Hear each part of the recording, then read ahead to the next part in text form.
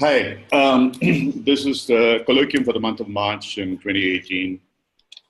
Uh, we had someone else planned for the Colloquium today as a speaker, but he was not well. So about 10 days ago, it's something that I've been thinking for a while. But for whatever reason, there were some internal barriers, I guess. So I didn't really want to have a session on mindlessness. And when I chose to sort of said we would have that, the person that I thought best to have as my interlocutor, as it were, was Cindy, because despite the fact that we work so closely together, I don't think Cindy quite agrees with me on the concept of mindlessness. He has some reservations about what mindlessness is about. Even earlier today, she sent me a mail saying, can I ask these questions? I said, of course. Hold my feet to the fire, which would also be a different Cindy that we would be seeing today, because normally she is totally the opposite of me, very nurturing, very compassionate. And before we start, I also would like to make a reference to Fiona. I just had the opportunity to speak to Fiona today, and I heard a video of her about a few weeks ago. And I would very strongly recommend every one of you to go to her website, Fiona Adamson. And later, if you need, I'll send out the email ID or the name. I was so struck. Rarely do I walk out with a feeling of that kind of a presence. And she was truly present. And today when I talked to her, it was even more evident. And she was pretty unashamed to talk about love in respect to coaching, which I thought was tremendously refreshing, because each one of us has something in the backdrop which prevents us from using those kind of words in coaching. Truly a master. And in International Coaching Week, I requested her whether she would be able to participate. She readily agreed. So we have Fiona today. And during the conversation, Fiona, at any point in time, please unmute yourself and let us have your feedback as well. So today we have this topic, which is mindlessness or mindless awareness in coaching. The first password is Ram. I'll give you the last password at the end of the session for ICF CCU purposes. So Cindy, in terms of holding my feet to the fire, where would you like to start? I'm going to start. Hi, everyone. I'm still going to be nurturing and warm and loving and ask the same questions that I want to. My questions are predominantly raising from questions that coaches ask, whether it's in mentoring or during our coach training, around the topic of mindfulness or mindlessness. And of course, with the full background that coaching has many layers to it, and that the deeper we get into it or more thought-provoking it becomes, the more the layers begin to unpack, right? Going into more depth or more into the beingness of a person. So with this background, I asked this question. Of course, the dictionary has some explanations of what mindless is. And we all more in tune with, or coaches more describe what mindful is as a state of consciously being or actively being aware of everything around you. And making conscious choices about what to put aside and what to focus on that's present in that moment. So Ram, I guess my first question to you is, what do you see as the distinction between mindfulness and mindlessness? Okay. Cindy, I'm not ducking the question, but let me put it together in the form of a story, in a sense, an autobiographical story. Some 8-9 years ago, after almost about 40 plus years of corporate leadership experience, where I had run very, very large companies, advised governments, and so on. When the first thoughts of starting up something like Coacharya happened to me, the first choice that I had in front of me was really what I was trained to do, which was to make a business plan. Granular, all details, Excel sheets, marketing, technical, logistics, and all that kind of stuff. And so everything would be there neatly in place. And so when I was talking about that to my son, he said, yeah. And of course, you need to have a proper projection, all that kind of stuff. So, yeah, 5-year projection split down to year split down to quarters split down to month, and if possible, to days. Why not? Then I looked back at my own experience. I said, how wasteful this exercise has been in all my life, and how much of a mirage it had been. Because no company I know, and I don't think anybody here, if I really hold their feet to the fire, would be able to justify a company where anybody who's got those kind of plans have ever fulfilled them. Expenses always overshoot predictions. Earnings always are less than what you project. And so what you have is an absolute mess. And that is what a business plan is. And you still justify and you go ahead. I remember during my corporate career, one of my bosses telling me, I don't mind if you do not meet your projections, but if you, exceed your projections, but if you don't meet your projections because you have taken a very challenging target, I would hold it against you. I said, thanks a lot. I quit that company. Because those kind of companies do not even allow you to think big. And I was looking at twice what that company was doing, and I achieved pretty much 75% of that twice, but that wasn't good enough for him. So when I started Coacharya, even the thoughts of it came up. I looked at it completely differently, thanks to almost about 8-9 years of deep dive into the Hindu-Buddhist philosophy.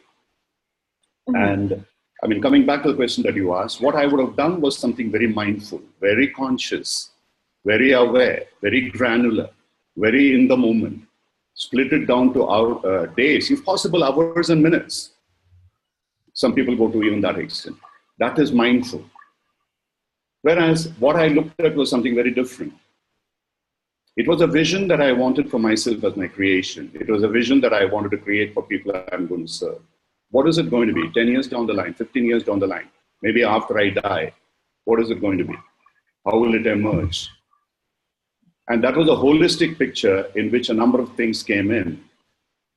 Some of it had to do with, of course, some performance factors, wealth creation and so on, goals to be achieved. But that was a very, very small factor. The larger part of it was things like, what service will I provide? What learning will I have? What relationships will I create? What joy will I get out of it for myself and other people? And stuff like that.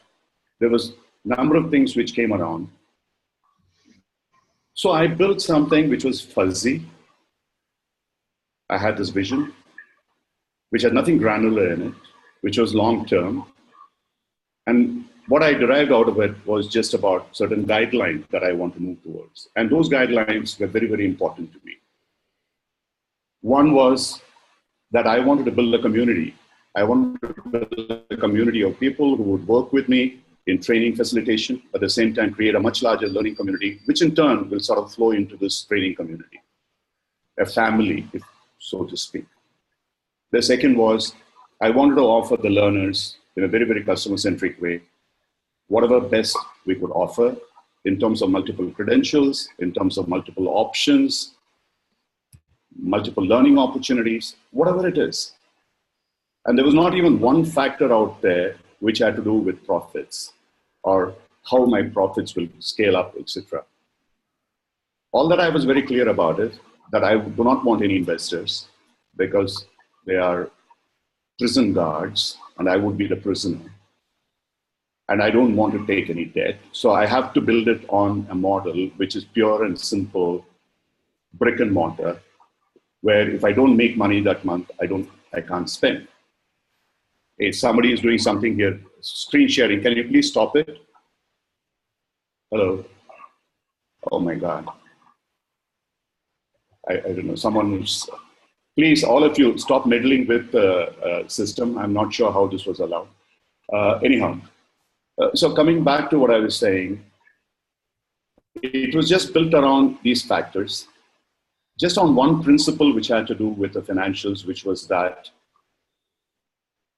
it would be something where I would spend money based on what I earn, and if it didn't grow. And that is how I started. The first 25 that I had started this program with back in 2011-12 was actually in a university, in a campus, college campus, where they offered it to me free because all the services I was providing them.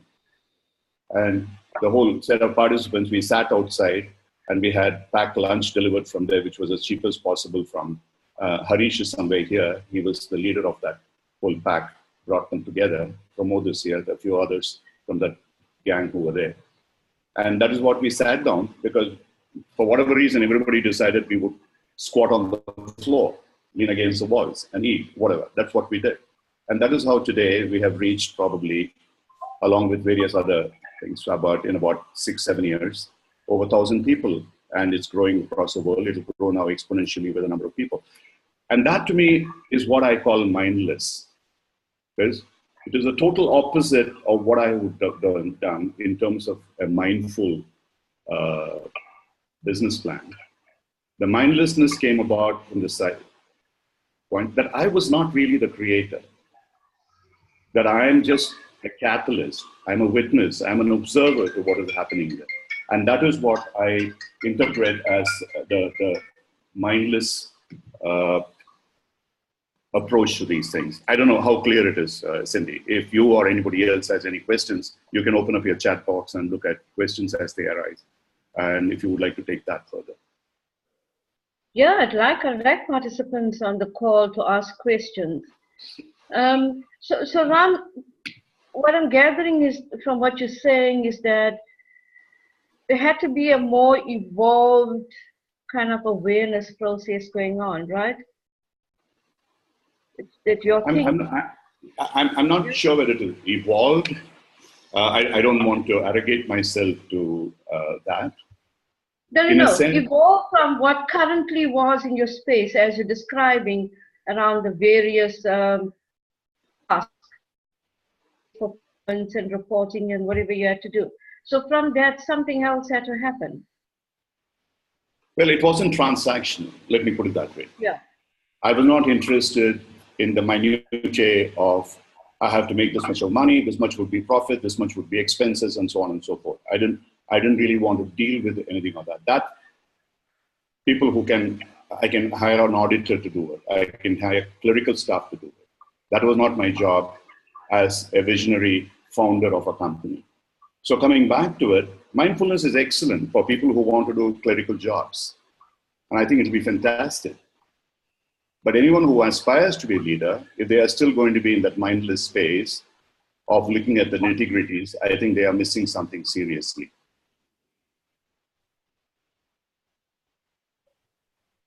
I see no questions on the chat as yet. So coaches, if anybody wants to share, please do go ahead.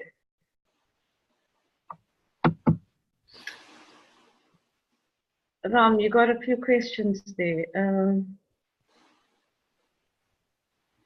Did you have a vision when you dreamt of Coacharya? Isn't that a part of creation and not just being part of something?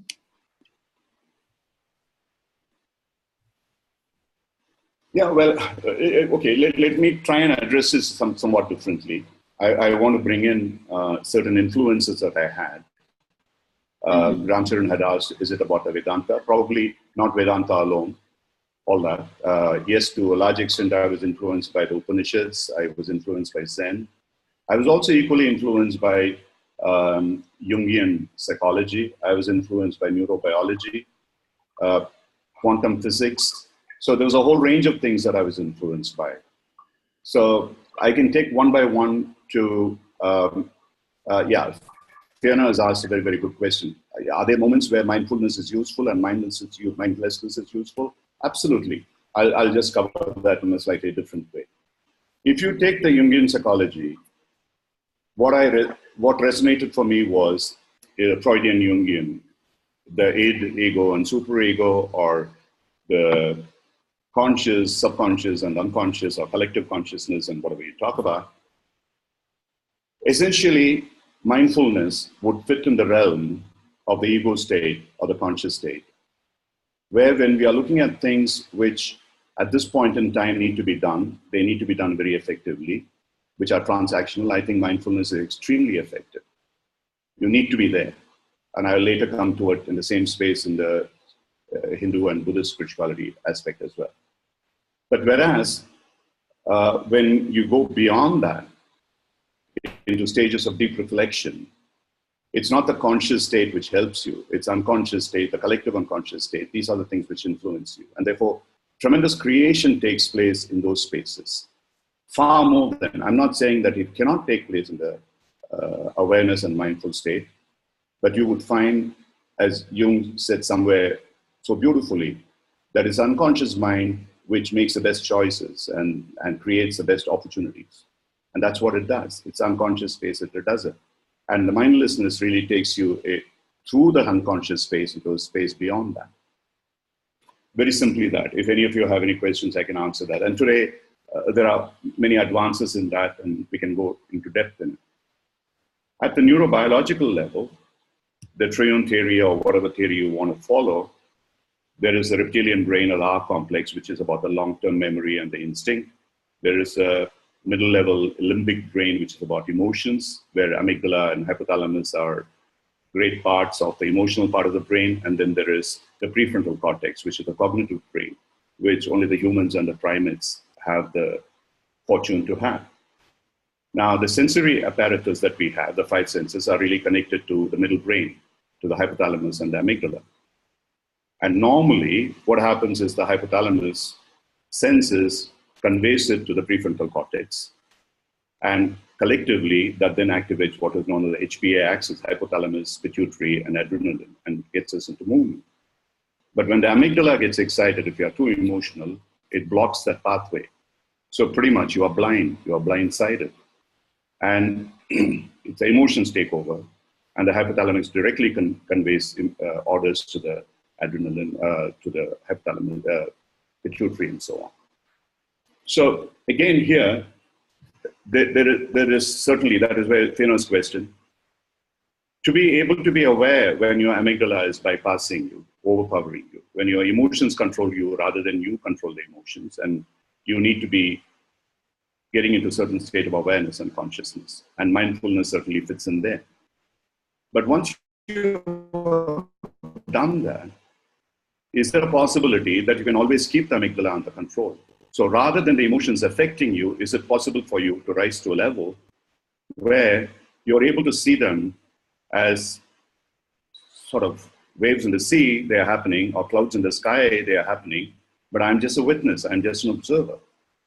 That is the higher level of mindlessness, which the Hindu scriptures describe so beautifully, and what Zen calls the no-mind state. This is a state, the way that the Hindu scriptures describe it, in the Upanishad, there's an Upanishad called the Mandukya Upanishad, which talks about it in detail, just 12 verses. And it's one of the most powerful scriptures ever written. There's no mention of the word of God in any of them. It's all about energy.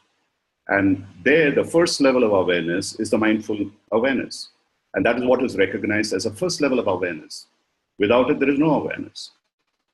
And that is physical awareness. Like as I'm speaking, I'm aware that I'm speaking, and I identify with me as Ram, who is speaking. At the next level, there is a dream state of awareness. At the dream state of awareness, I can feel, I can sense, but I may not identify with myself. For instance, if I dream that somebody is trying to murder me, I may wake up in a nightmare with all the shock of senses, but I don't have any physical effects on me. It's happening in a completely different plane of awareness. And in the Hindu philosophy, this is called the pranic awareness. At the third level, that's somewhat equated to the subconscious. The third level is a deep unconscious, where in fact Mahesh Yogi formed his entire theory of transcendental meditation, that it is not that we are completely unconscious, but at deep unconscious level, the same way the autonomous system works, there is a thought process that's also working. There are seeds of thought that arise like bubbles at the bottom of the ocean, but when they reach the top of the ocean, at the surface, they might turn out to be tsunamis. That's really what happens in the human mind. If somehow we are not able to reform our thoughts at that stage, we end up in deep traumas, which causes tremendous harm when they come out. And there are ways and means how do you avoid it. And so this keeps shifting because your sleep is never fully deep sleep. It's partly REM sleep, it is partly deep sleep. So you keep shifting between these two stages of dreams and unconscious mind. It's a very complex process, and there is deep learning that can be obtained from there.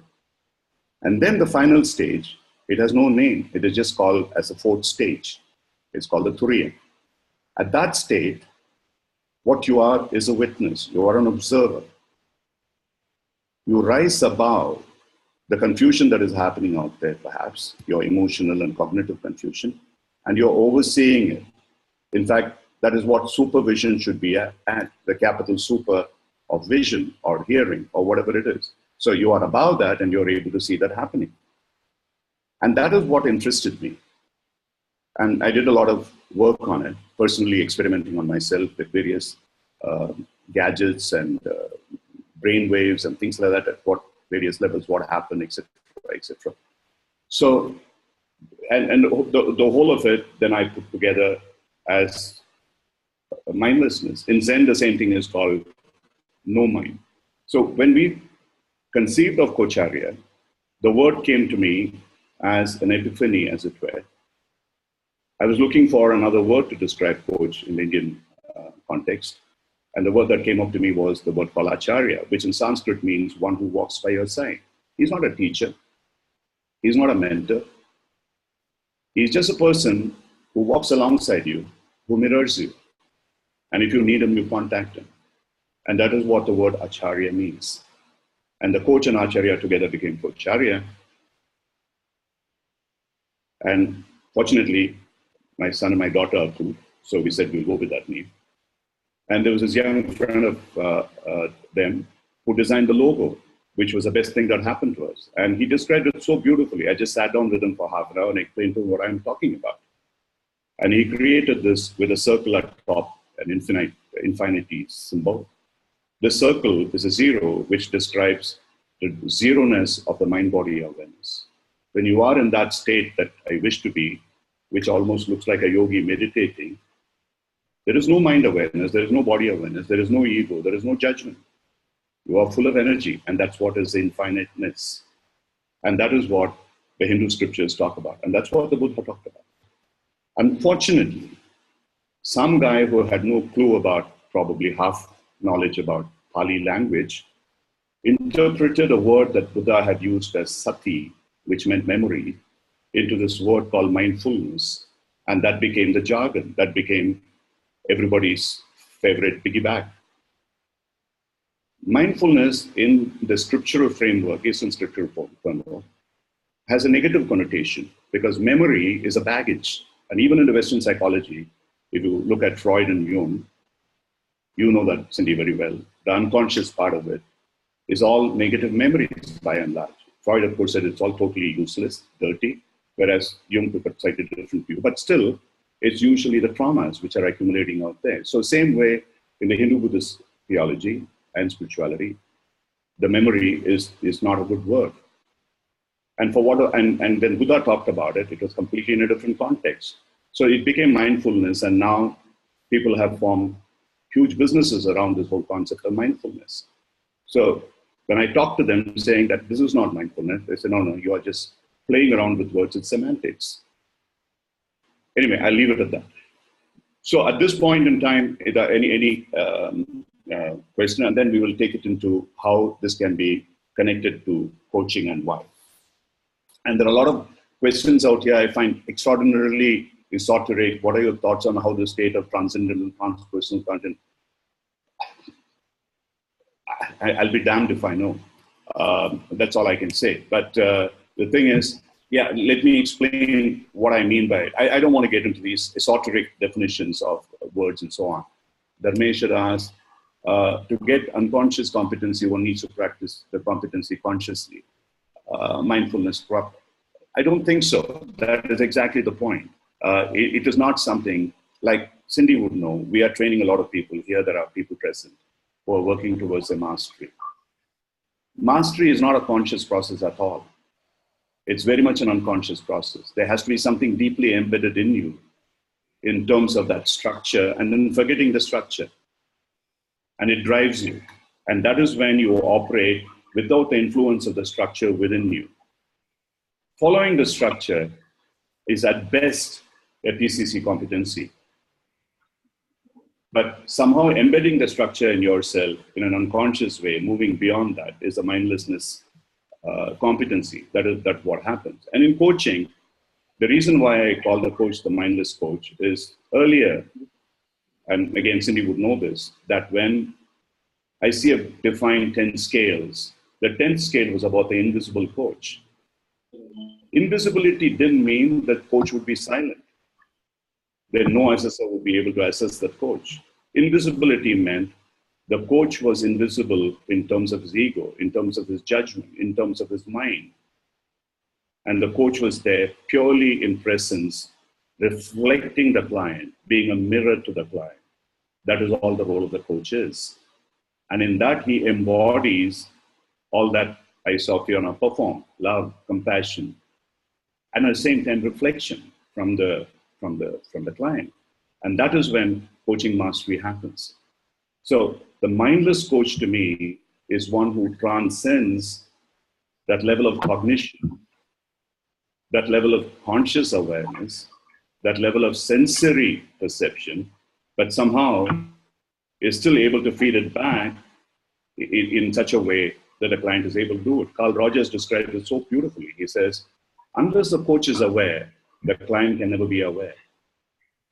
And if the coach is in a mindless state, that is an answer to Ramcharan's question. If the coach is truly aware and the coach is communing with the client rather than conversing with the client, and that is when this would happen. Now, if you ask me, how does communion happen? Darned if I know.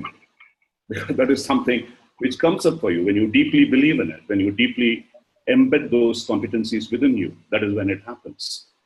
It doesn't happen when you are studying the competencies like a primer as an ACC or in some kind of structured practice as in PCC. I'm not denigrating any of these. These are stages that you have to move out of. You have to master them first, move out of. And that is where I think mindfulness is also a state that we have to master. We need to be masters of the capability of mindfulness and then move to that state of mindlessness where, if desired, when required, you can come down to the transactional state and be able to attend to it, and then move back into that state where you are in supervision. I'll stop here for any questions.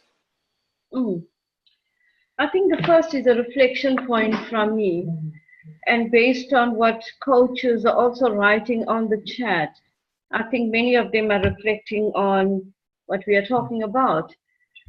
It seems like there are moments of, or relating to periods in our life, we have moments of mindfulness and moments of mindlessness, different states of consciousness or awareness.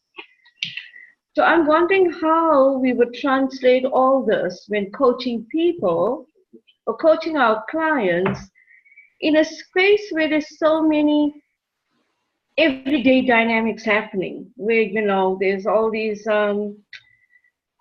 best way for me to describe it is VUCA elements in the world, and in executive coaching, all this is rising all the time, with coach, with client. So it's a rhetorical question and perhaps a reflective one too. How do we coach within that space? Cindy, I can only tell you about what I do. For me, I've been a meditator. I've been a teacher of meditation for a long period of time. So that background in meditation, being able to get myself into a state where I can be disengaged. Now, many people misinterpret meditation. mindfulness and mindful meditation to me is an oxymoron. In yoga, which is where the word meditation is coming from, and Buddha picked that up and Zen became the paradigm for meditation, there are 8 competencies. This is called Ashtanga Yoga, 8 limbs of the yoga. The first 4 are external yoga. They are the preliminaries to be able to reach into the depths. And the first 4 are very mindful activities. It's about body awareness, it's about breath awareness, it's about certain rules and regulations that you have to observe and all that stuff. It's very necessary. It's a precursor to what you need to. It's the same way as in coaching that you need to master the competencies, ACC, PCC, etc. You need to know what the markers are. And then you go into the second level where you consciously give up all that. You move beyond the senses. The senses are supposed to be the prisons, and therefore you move out of the senses. By what you do is concentrate on one sense at a time to be able to develop the ability to focus from the 5 to 1. Then you give up those senses.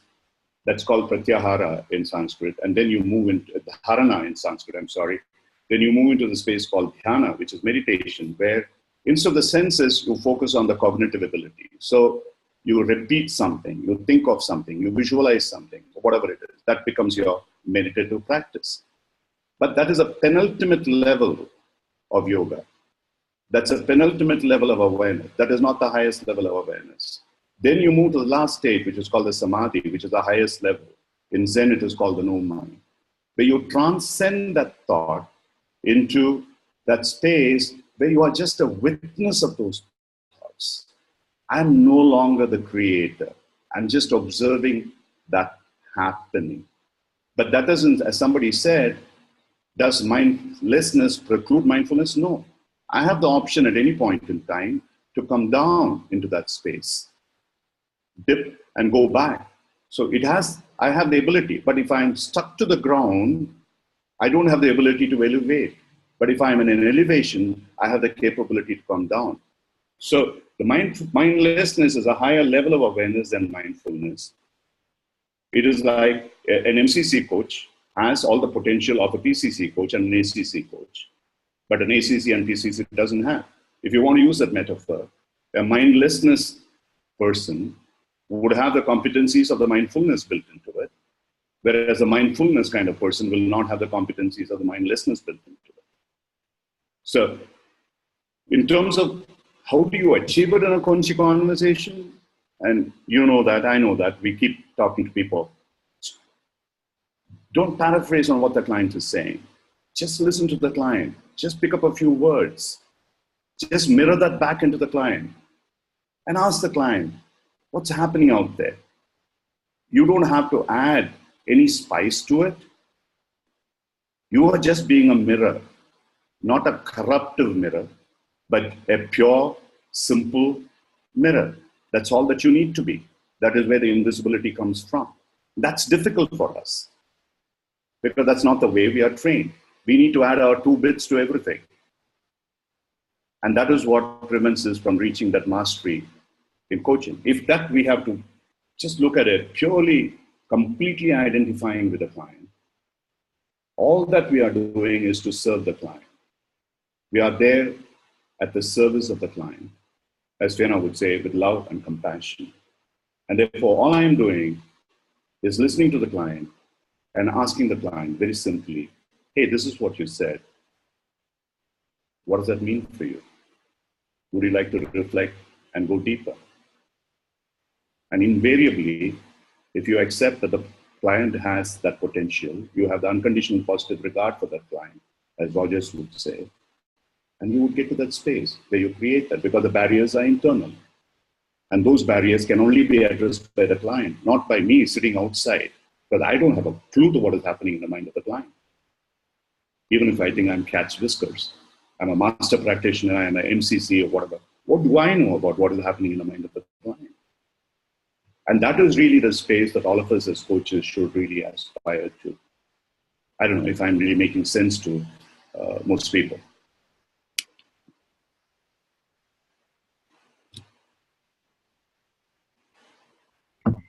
Yeah, what you're saying, Ram, is about partnering and presence.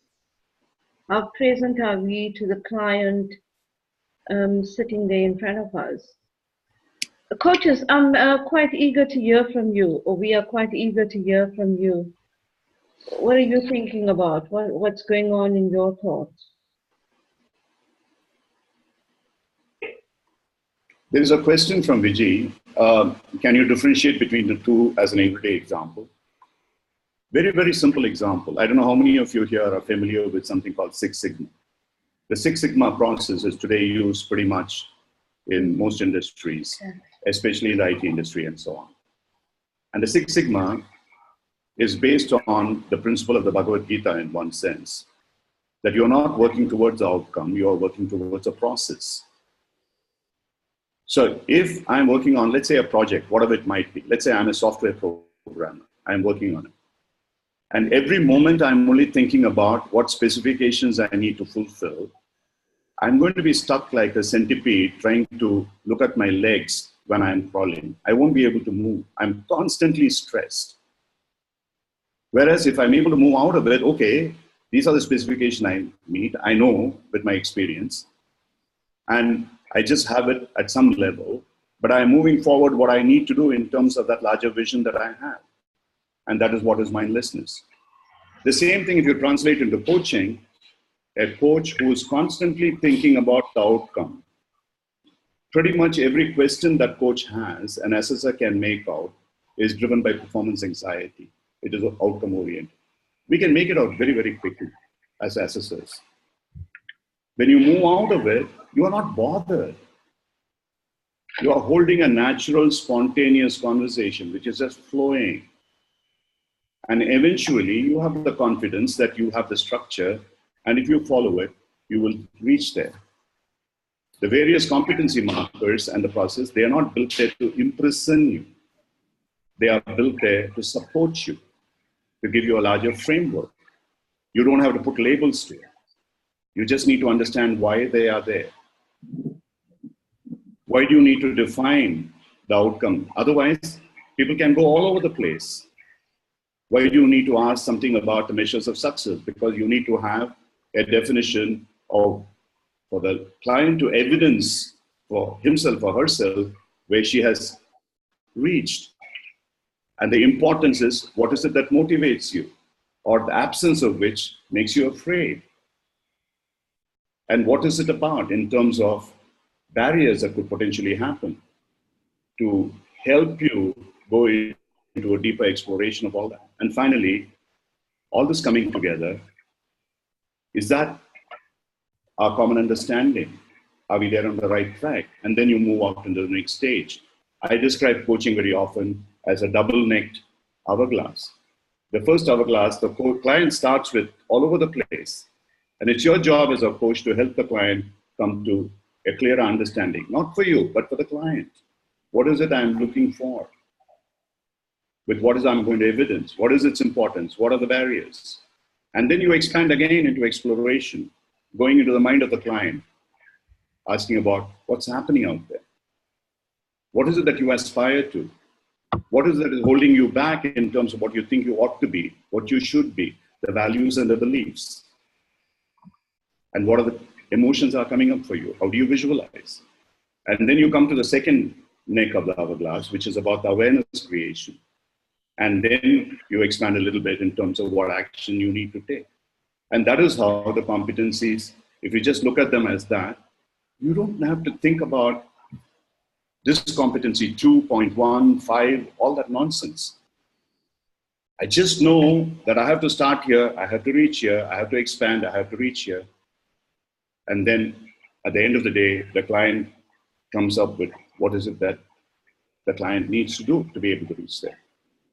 And to me, that is a mindless process. It's not a mindful process. Because I'm not focused on the individual competencies. Maybe semantically, if you want to call that a mindful process, that's fine too. It doesn't matter what label you put into it. The process is more important. Where are you in terms of that?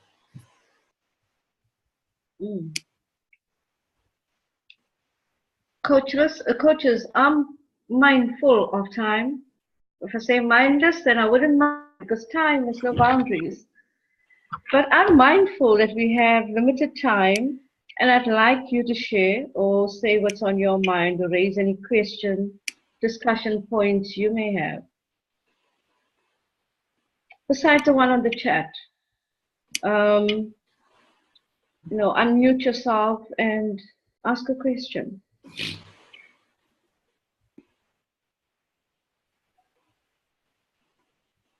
Hi, Cindy. This is Tracy Prentice. Hi, Tracy. Hi, Ram, and everyone Hi. on the call. Hi. I'm really delighted to be invited to the call, and thank you for the wisdom. I have a question related to mindlessness. I think I understand it, or I try to understand it when I'm in coaching mode, but I've recently gone back into an operational role within an organization. And I'm wondering what wisdom both you and Cindy have about how to switch between the mindfulness that you can extend to someone in a coaching moment versus when you have to lead and drive a bit, because those are some other things that organizations ask us to do. And I don't know if it's relevant for others on the call. It may be analogous to the same thing that Ram was just talking about with the hourglass, is wide sometimes and narrow others, but I can go back on mute and listen. Cindy, would you like to say what you think about the question? No, I'll leave it for you. Okay. Tracy, the way I look at it is like this. I don't think there's much of a difference between what role you are in, whether you're in a coach, as far as I'm concerned, the way that I work, or it's a work or a life situation. At every level, as I said earlier, if you are in what I call the mindless state, where you are able to see a larger overview, a longer term, a larger transformational perspective, without being clouded by the judgmental inputs that I have at that point in time in terms of what I think about that person, what I think about what the person did, then I get into a mindless state. And I don't want to really operate at the mindful state in any situation, where to me means that I'm getting into a judgmental, a sensory perspective. Let me explain this. The classic 101 in mindfulness is, for whatever reason, they could have chosen any other thing, but they chose a raisin, for example. Invariably, if you go to any training session in mindfulness, they will pass around a bag of raisins. And once in one of those sessions, I tried to take a few because I like raisins. They said, no, only one. Anyway, that one I had to take out, and then this trainer went on saying, okay, hold it in your hand, look at it, and look for as long as you want, and then take it in your nose, smell it, and then put it in your mouth, taste it, feel it, and so on and so forth. And then what did you find out? So everybody said everything. I said, oh, I heard the voice of the raisin. She got very upset because she thought I was being sarcastic, and I was being sarcastic. If you had all those senses, 4 senses covered, what about the 5th sense then? Now the point is, when you get into that state, and I have worked with a number of people after that who have been going through these mindful exercises, and I asked them, what did you do just about 5 minutes ago? They don't remember anything at all. And how is this mindfulness helping them? Are you so much in the here and now that the here and now finishes, another here and now in the next 30 seconds is another here and now, and another here and now, another here and now? Is that what mindfulness is? I don't know. I'm just asking a question. To me, it isn't. It doesn't help you in any way. The here and now itself is a very curious phenomenon. There is no such thing as a present moment. The moment I say present, the present has gone into the past. And before I say present, is the future. So you are talking about a congruence of all these 3 things happening. And therefore, in coaching, we are looking at the past in the sense of how it is experienced by you at this point in time, with a view to what you are doing in the future. All 3 senses have to be combined together. All 3 tenses have to be combined together. And that requires an overview. It's like if you stand at the road level you can see 10 feet on either side of you, or 3 meters or whatever. And if you go up to a mountain, probably you can see a whole range of 100 miles or whatever it is spreading around you. Sure, you don't get the granular details, but you have an idea of what the terrain is, where you wish to go. It depends on what you really want to do. If what you want to solve at a point in time is something very specific, like putting thread to a needle, be very mindful. That's a very mindful activity. If you do it with mindlessness, you're going to prick your fingers and blood will flow out. I wouldn't advise you to be mindful there, mindless there. But if you're doing anything more, which is cognitive, which is a leadership kind of an operation, I would request that you consider the option of being mindless, not get too mindful, not too sense-oriented.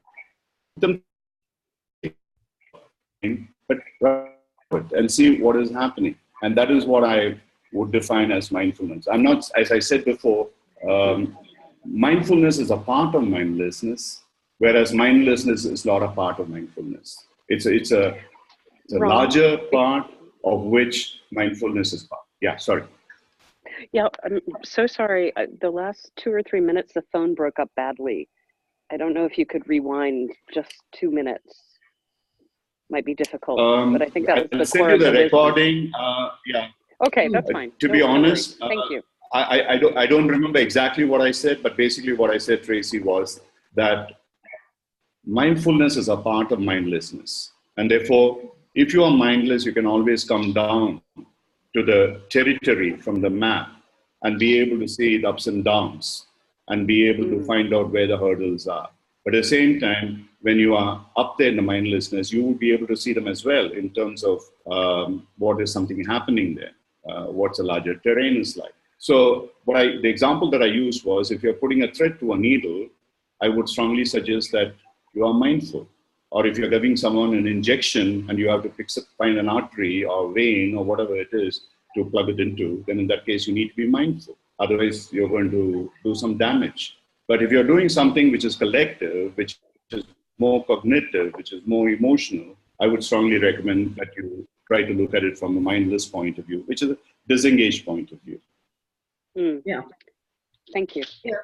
Because Tracy, that the example that you gave, that scenario, seems to repeatedly play out right now. It seems to be a very current space. And what always stands out for me is how we as coaches show up, especially in a session where there's many dynamics happening with a client.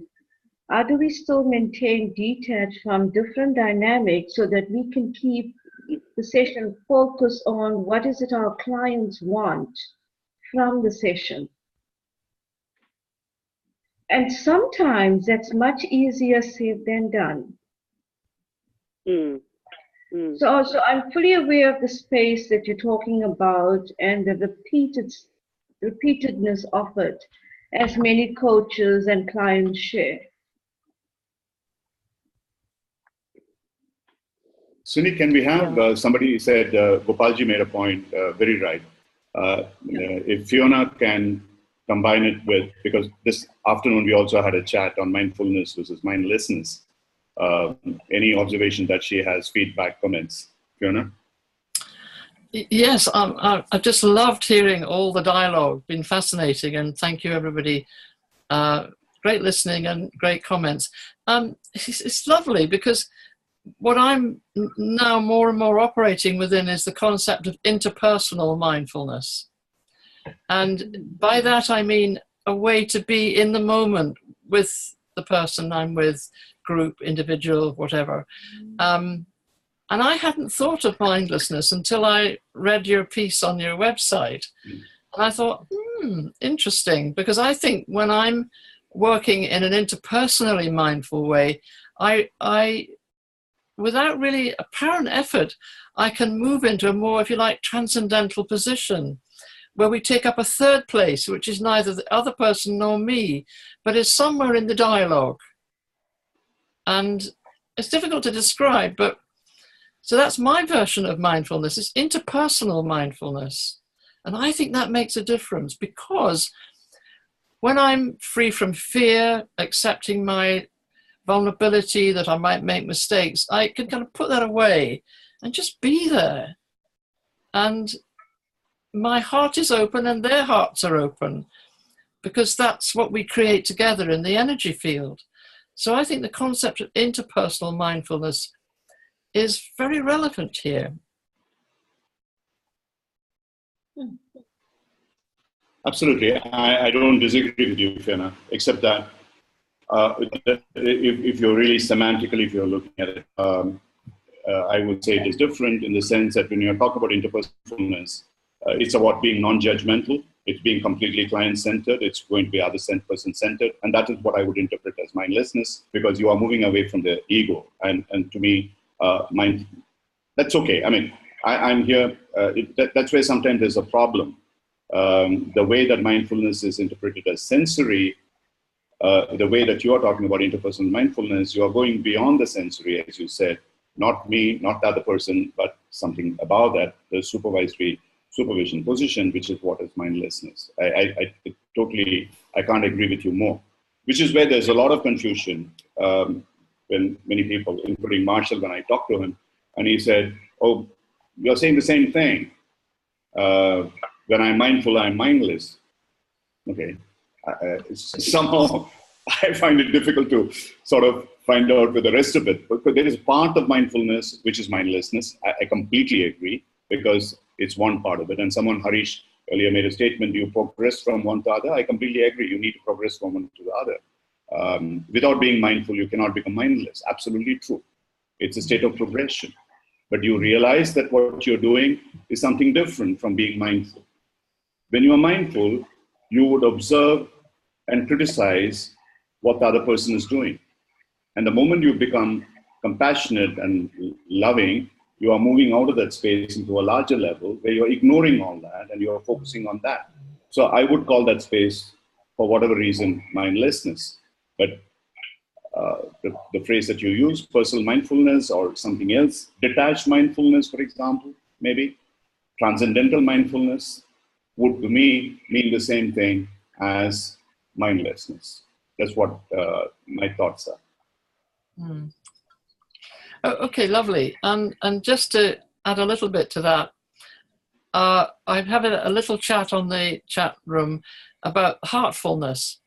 And for me, that's really one of the keys here. And you've used the word love and compassion. And I think when we become fearless, we can love ourselves and love others more easily.